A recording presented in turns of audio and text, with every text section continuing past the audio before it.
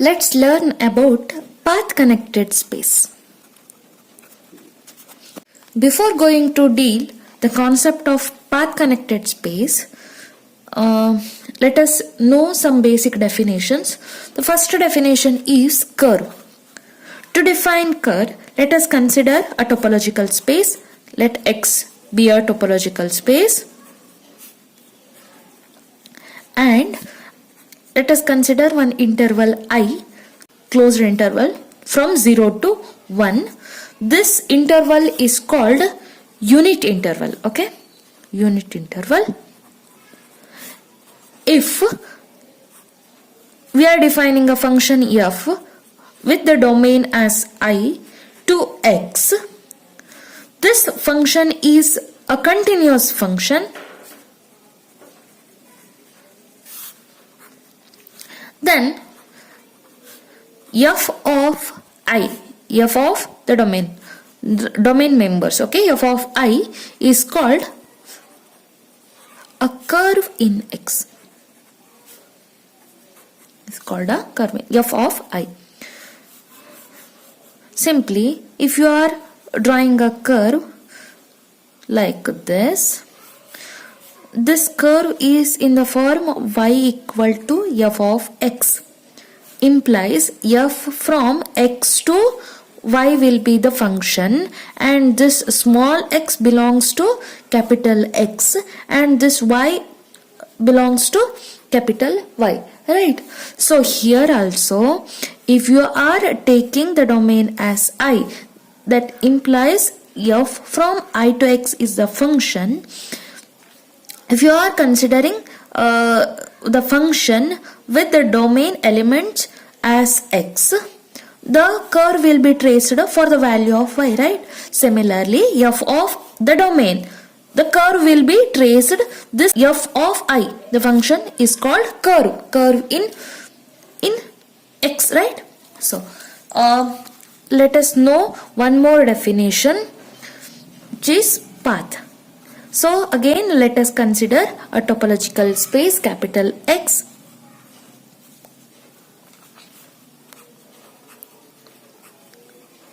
And I be the interval. We call that interval as unit interval.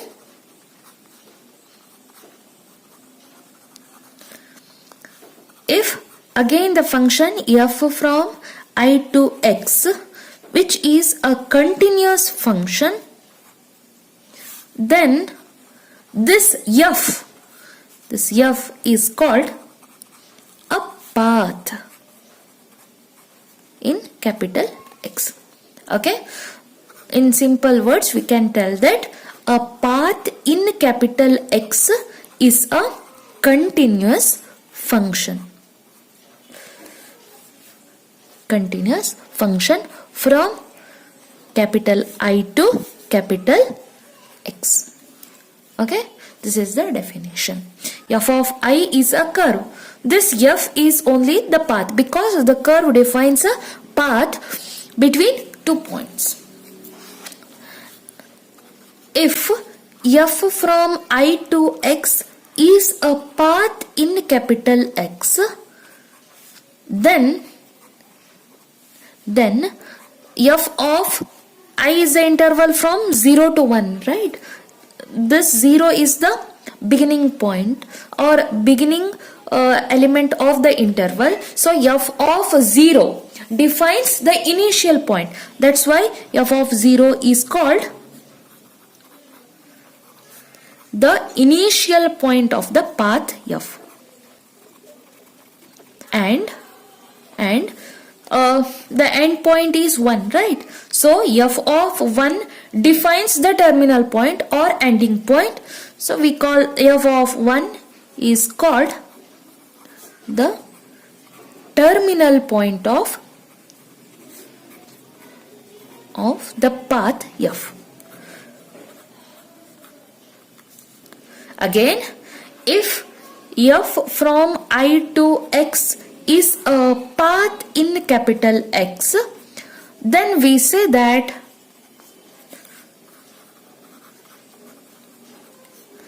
F is a path joining 2 points. What are those points?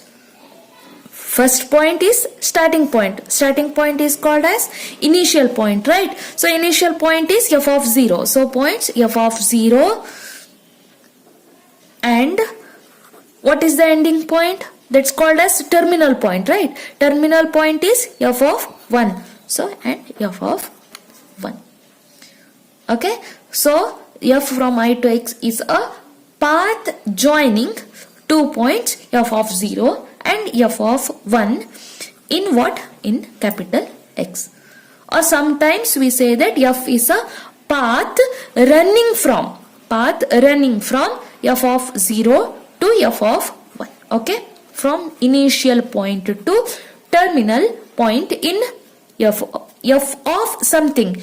F from I to x is there, no? So f of something will be in capital X itself. So f of 0 to f of 1 in capital X. This is the theory of path and the curve. Now we need to define path connected space.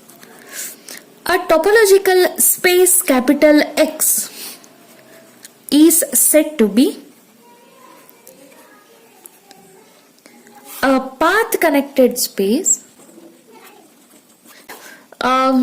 We call that as pathwise connected space.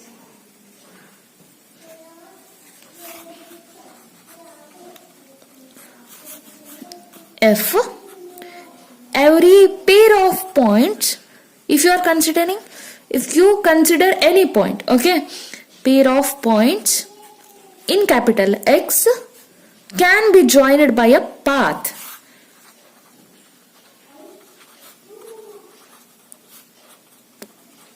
In capital X. Okay. So if you are joining any points of capital X by a path, then it will be path connected space.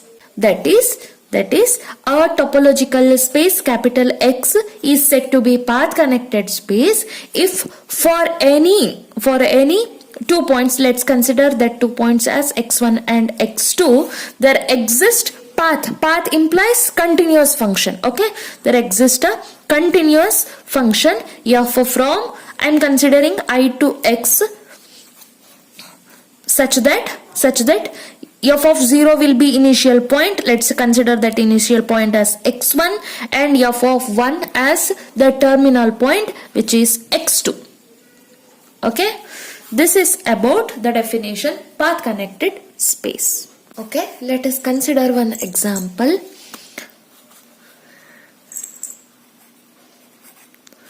Let capital X be any set having 2 elements 0 and 1. Let us consider a topology tau on capital X empty. I am considering singleton set 0 as its elements.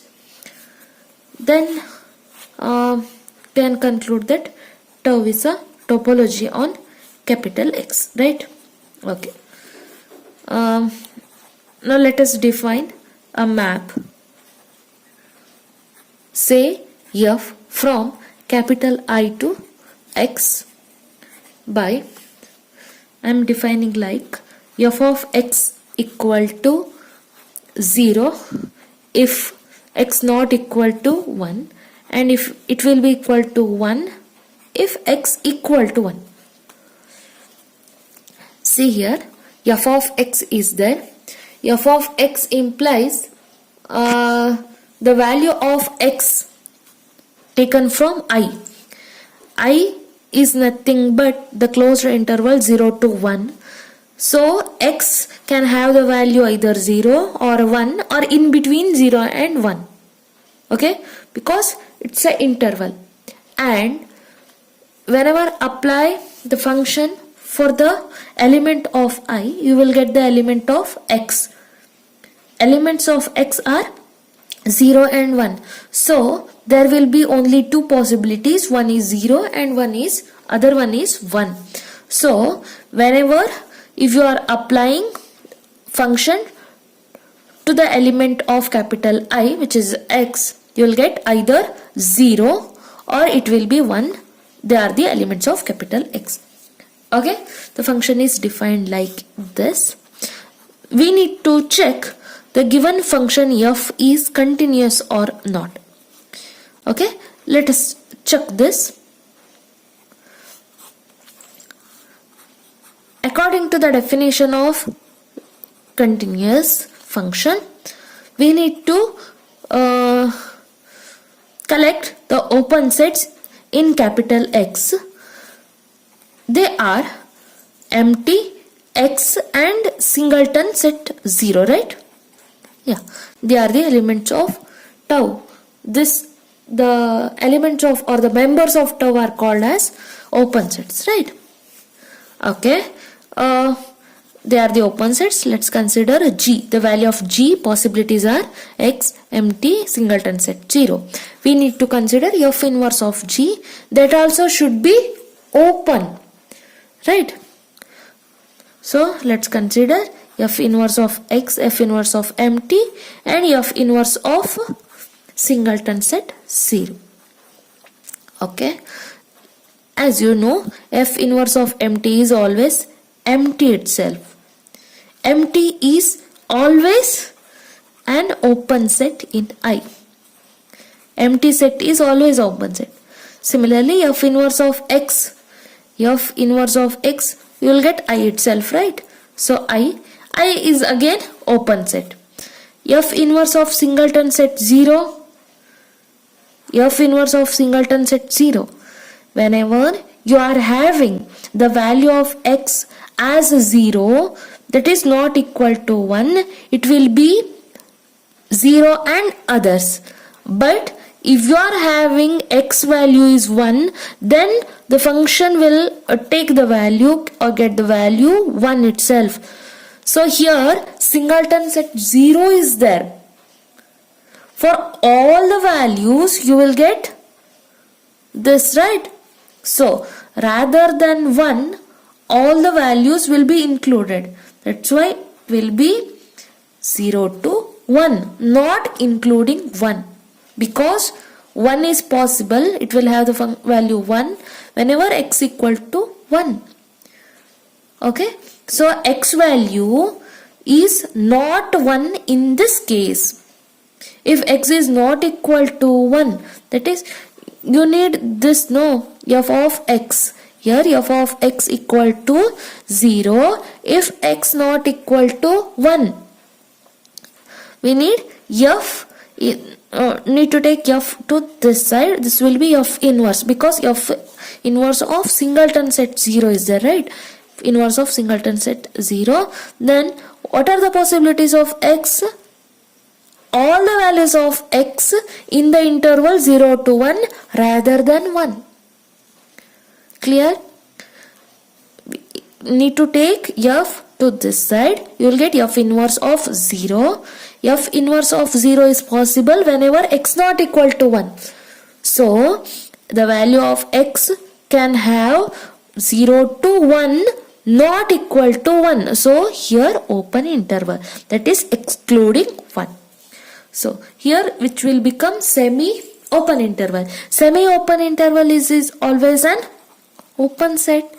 That's why f inverse of singleton set 0 is this much. That is, these all are open set, right? The inverse image of every open set in capital X is an open set in I. Therefore, f is continuous.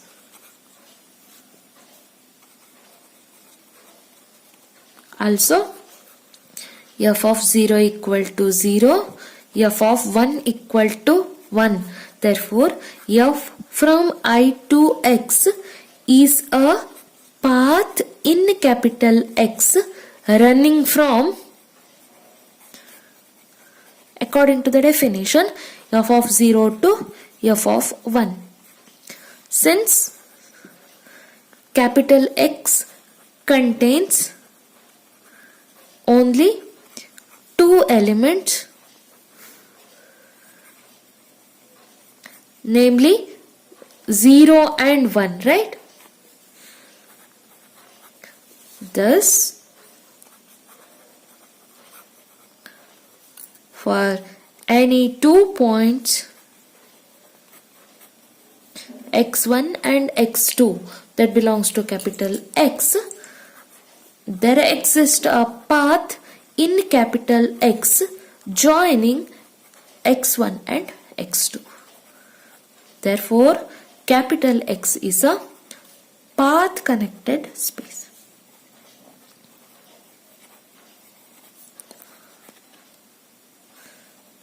This is the very good example for path connected space.